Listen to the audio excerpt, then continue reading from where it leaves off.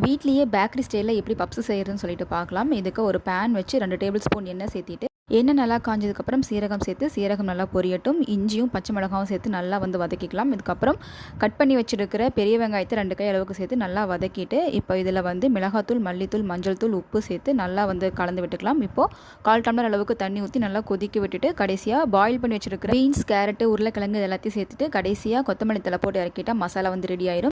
1 cup அளவு மைதா, butter, அதுக்கப்புறம் உப்பு சேர்த்து நல்லா சப்பாத்தி மாவு பதத்துக்கு இது மாதிரி பிசைஞ்சு எடுத்துகிட்டு நல்லா திரட்டி வச்சிடலாம். ஒரு 10 நிமிஷத்துக்கு அப்புறமா பட்டர் சேர்த்து இது மாதிரி திரட்டிட்டு, இப்போ மடிக்கிற மாதிரியே மடித்து ஃப்ரிட்ஜில் எடுத்து ஸ்டோர் பண்ணி ஒரு 1 ஹவர் வச்சுட்டு, அப்புறமா எடுத்து இது மாதிரி மறுபடியும் திரட்டி ஷேஃபாக அது மாதிரி பீஸ் கட் பண்ணி எடுத்துகிட்டு உள்ள ஸ்டஃபிங் வச்சுட்டு, எண்ணெய் கொஞ்சமாக ஊற்றி நல்லா காஞ்சதுக்கப்புறமா இது மாதிரி போட்டு ஒரு 10 நிமிஷம் ஒவ்வொரு சைடும் வேக விட்டு எடுத்துட்டா சூப்பரான வீட்லேயே பப்ஸ் ரெடி ஆயிடும்.